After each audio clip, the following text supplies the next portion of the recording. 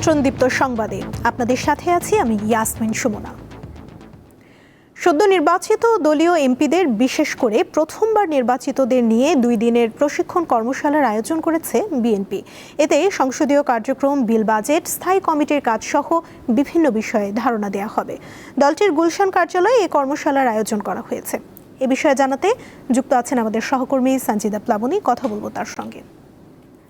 প্লাবনী, কর্মশালায় কতজন অংশ নিচ্ছেন আর কারা এই কর্মশালা পরিচালনা করছেন, বিস্তারিত জানাবেন।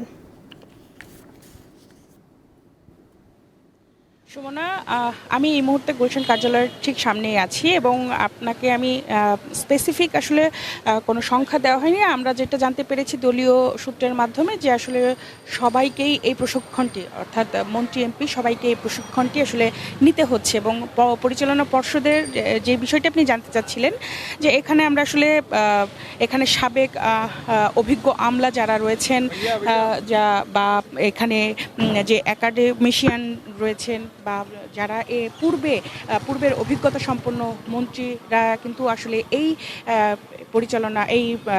কর্মশালাটি আসলে পরিচালনা করবেন বলে আমরা জানতে পেরেছি এবং সকাল 10:30 আসলে এই কর্মশালাটি শুরু হওয়ার কথা রয়েছে, যেটি উদ্বোধন করবেন দলের চেয়ারম্যান ও প্রধানমন্ত্রী তারেক রহমান।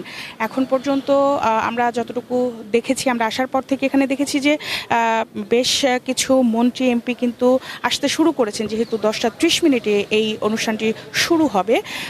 আমরা দেখেছি সমাজ কল্যাণমন্ত্রী ডক্টর এজেডএম জাহিদ হোসেন এসেছেন, যুব ও ক্রীড়া প্রতিমন্ত্রী আমিনুল হক এসেছেন। এছাড়াও আমরা কিন্তু দেখেছি বিমান ও পর্যটন মন্ত্রী আফরোজা খানম রিতাও এসেছেন। এছাড়াও কিন্তু আসলে আসছেন সমস্ত যারা নির্বাচিত হয়েছেন, মন্ত্রী এমপি যারা নির্বাচিত হয়েছেন তারা কিন্তু এখানে আসছেন এবং এই কার্যক্রমটি সকাল 10:30 থেকে 12:30 পর্যন্ত চলবে এবং মধ্যাহ্নভোজের বিরতির পরে এটি 2:30 থেকে 4:30 পর্যন্ত চলবে, যে এটি আগামীকালকেও কিন্তু আসলে চলমান থাকবে এই কর্মশালাটি। আপনি যেটা জানতে চাচ্ছিলেন যে এই যে কর্মশালার যে পরিচালনা পর্ষদের কারা রয়েছেন, আমরা আপনাকে জানিয়েছি। এটা ছাড়াও আসলে আমরা যতটুকু জানতে পেরেছি যে প্রধানমন্ত্রীর জনপ্রশাসন বিষয়ক উপদেষ্টা যিনি রয়েছেন ইসমাইল জবিউল্লাহ এই বিষয়টিকে আসলে পুরোপুরিভাবে দেখাশোনা করছেন এবং এই কর্মশালাটি পরিচালনা করে নতুন মন্ত্রী এমপি যারা রয়েছেন তাদেরকে আরও কিভাবে দক্ষ করে তোলা যায় সেই বিষয়টি নিয়ে আসলে এই কর্মশালাটির আয়োজন করা হয়েছে বলে আমাদেরকে দলীয় সূত্রের মাধ্যমে জানানো হয়েছে। গুলশান কার্যালয়ের সামনে থেকে আমার কাছে এই ছিল সর্বশেষ তথ্য। সুমনা। প্লাবনী, ধন্যবাদ আমাদের সাথে যুক্ত থাকার জন্য। নারায়ণগঞ্জে আলোচিত ত্বকী হত্যার 13 বছর পার হয়েছে, কিন্তু এখনো দাখিল করা হয়নি মামলার অভিযোগপত্র। দীর্ঘদিনেও মামলার তদন্ত শেষ না হওয়ায় হতাশ ত্বকীর পরিবার, স্থানীয় মানবাধিকার কর্মী ও সুশীল সমাজের প্রতিনিধিরা।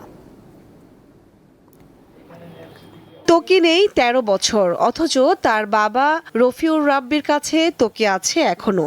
আর তাই পুরনো ডায়েরির পাতা উল্টে ত্বকীর লেখা কবিতা পড়েন তিনি। পুত্রকে বলা হয়নি এমন কিছু বলার অপেক্ষায় থাকেন তিনি। দীর্ঘ সময়েও ত্বকী হত্যার বিচার না পেয়ে হতাশ ছেলেহারা বাবা। এই যে ত্বকীর ঘাতক শামীম ওসমান, এদের হচ্ছে হাজার হাজার কোটি টাকা। তারা টাকা দিয়ে বিভিন্ন বিষয়কে প্রভাবিত করতে পারে। এই মামলার কাজে যারা জড়িত,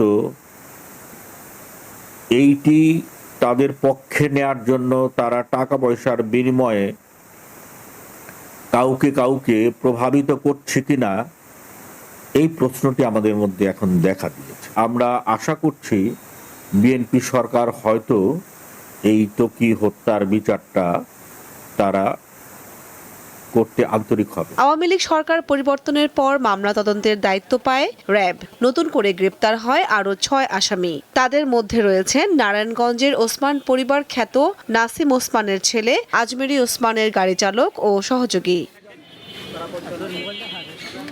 দীর্ঘদিনেও ত্বকী হত্যার বিচার না হওয়ায় হতাশা প্রকাশ করেছেন মানবাধিকার কর্মী ও সুশীল সমাজের প্রতিনিধিরা।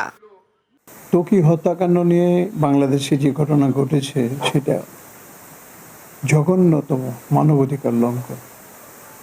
মানবাধিকার লঙ্ঘনের যে একটা উৎকৃষ্ট উদাহরণ এই বিচারহীনতা প্রমাণ করে। 13টা বছর হয়ে গেল একটা হত্যাকাণ্ডের বিচার হয় না, এবং দেশের সর্বোচ্চ আদালত তদন্তের দায়িত্ব যে সংস্থাকে দিল, সেই সর্বোচ্চ আদালতকে অবজ্ঞা করা হলো। আদালতের শুনানিতে র্যাবের পক্ষ থেকে দ্রুত সময়ে অভিযোগপত্র দাখিল করার কথা বলা হলেও এখনও ধীর গতিই রয়েছে। ওই সময়ের সরকার ইসের থেকে কোনো না কোনো নির্দেশেই এটা ডার্ক রুমে চলে যায়। স্বাভাবিকভাবেই মামলাটি হাজিরার পর হাজিরা যায়, দিন যায়, কোনো হয়নি। আমাদের দেশের প্রধানমন্ত্রী তিনি যদি আমাদের স্বরাষ্ট্র মন্ত্রণালয়কে নির্দেশ দেন যে এই বিচারটা শুধু ত্বকী না, ত্বকী, রুনি, সাগর রুনি এবং তনু, এই ধারার যত হত্যাকাণ্ড বিচার ব্যবস্থা হয়নি, বিচারের মুখ দেখেনি, সেই বিচারগুলি যদি হওয়ার জন্য তিনি নির্দেশ দেন, আশা করি একটা ভালো রেজাল্ট আমরা পাবো। তখন 2013 সালের 6 মার্চ নারায়ণগঞ্জের নিজ বাসা থেকে অপহরণের 2 দিন পর 8 মার্চ শীতলক্ষ্যা নদী থেকে উদ্ধার করা হয় ত্বকীর মরদেহ। কামরুন নাহার, দীপ্ত, বার্তা কক্ষ। এই ছিল এখনকার মতো। পরবর্তী সংবাদ বেলা 12টায় দেখার আমন্ত্রণ রইল। এছাড়া আরও তথ্য পেতে যুক্ত থাকুন দীপ্ত ডিজিটাল প্ল্যাটফর্মের সাথে। ধন্যবাদ সবাইকে।